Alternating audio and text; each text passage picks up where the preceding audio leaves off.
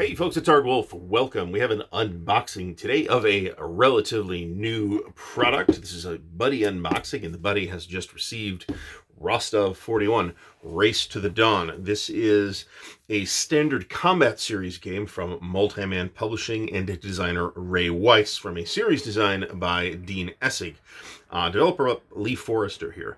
Again, standard combat series, so this is going to be a super light game. And what this is, and what it covers, is the German attempt to, and succeeding historically, to take Rostov in 1941. And then, of course, the Soviets counterattack and I think retake it in this time frame. So we'll see what we have here. This is a pretty standard gamers / Multi-Man Publishing 1.5-inch box, and there's only one counter sheet in here, so I do not foresee any problems arising from the box size. So let's open her up and take a look at the goodies.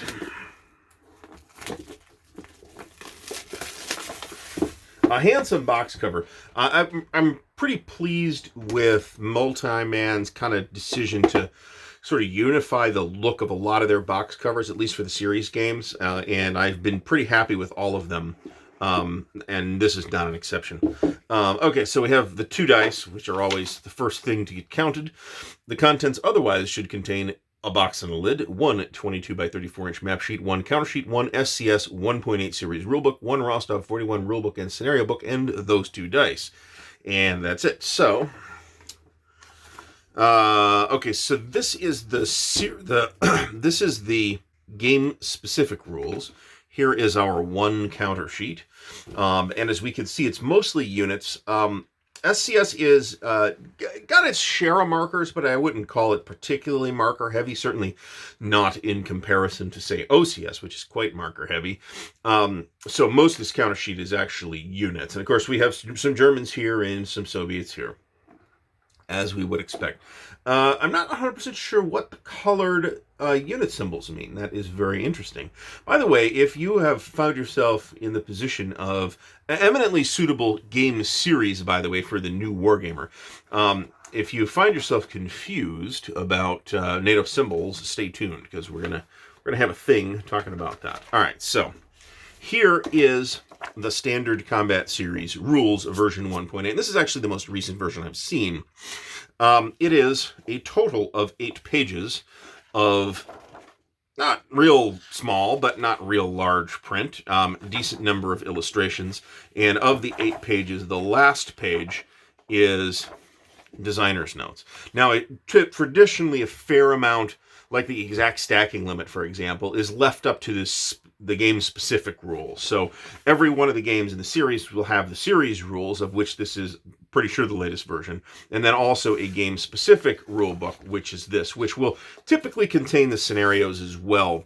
In fact, I can't think of an example of an SCS game where the game-specific rules does not contain the scenarios. None of them have been that big. That is true of some OCS games, the bigger ones. All right, so Rostov 41 game-specific rulebook is also 8 pages.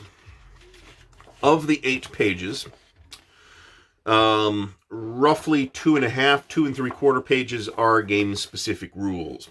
And I think this is not... Yep, it is not a chit pull game like Panzer Battles was. So this is a step back to the more traditional SCS system. And then we have scenarios. So we have Fritz on the Dawn, which is a 14-turn scenario.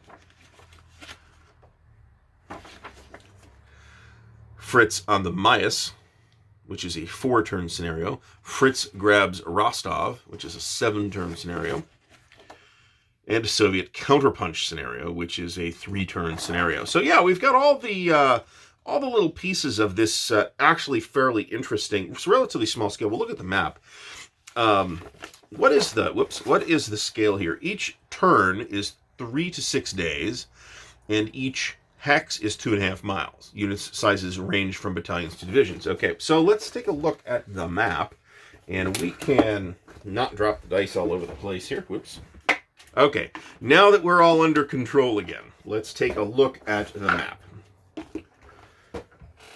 I am trying to establish that we're going to at least give the map a decent look in these videos.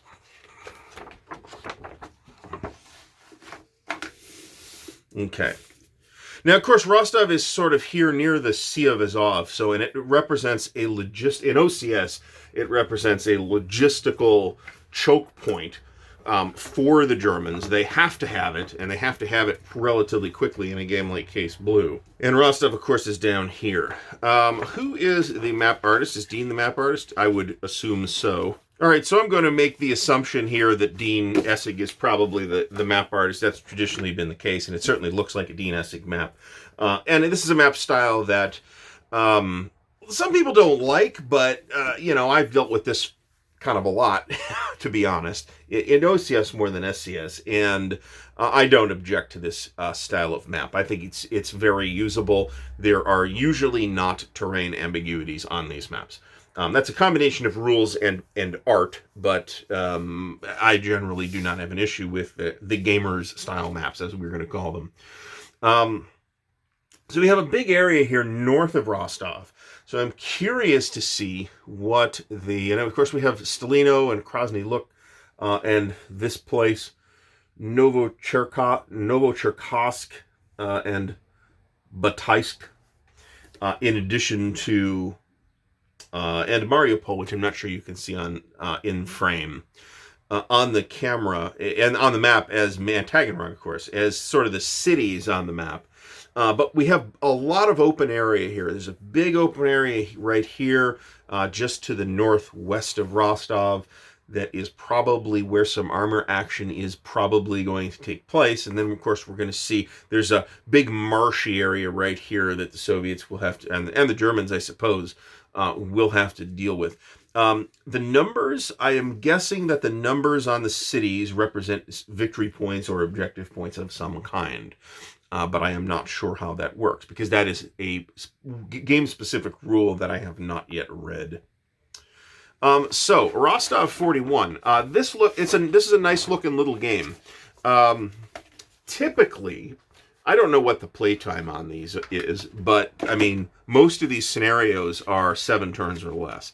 So of the 5 scenarios? Were there 5 scenarios? There are 4 scenarios, and 3 of them are 7 turns or less, and those almost certainly can be played in a single sitting. Obviously, you're not going to have much trouble organizing this in a counter, however you want to organize it, but a counter tray will work fine. To be honest, a counter tray might even be, a full counter tray might even be a little bit overkill for this thing, although I have no doubt you could make it work fairly comfortably. Okay, so Rostov 41 Race to the Dawn from Multi-Man Publishing. This is pretty new. It's not brand new, but it is a pretty new release from Multi-Man and the Standard Combat series. This is a real solid game series in many respects. This is one that I think looks interesting. Not every game in the series is of interest to me for a couple of different reasons. Some of those reasons are just topical, like I'm not into the World War I SCS games, for example. And some of the bigger games, I think, don't hold up under their own weight. But this, it looks like it's nice and tight, and it looks like a very solid little game. So, thanks for watching. If you have enjoyed the video, please give it a thumbs up. Please subscribe to the channel and click the little bell icon to get notified when new content comes out. In the YouTube analytics, it really helps if you click the little bell icon to get notified when new content comes out. If you'd like to help support Ardwulf's Lair, please feel free to share the video around on social media or wherever, or you can click on the merch store or Patreon links in the video description. Until next time, thanks for watching and happy wargaming.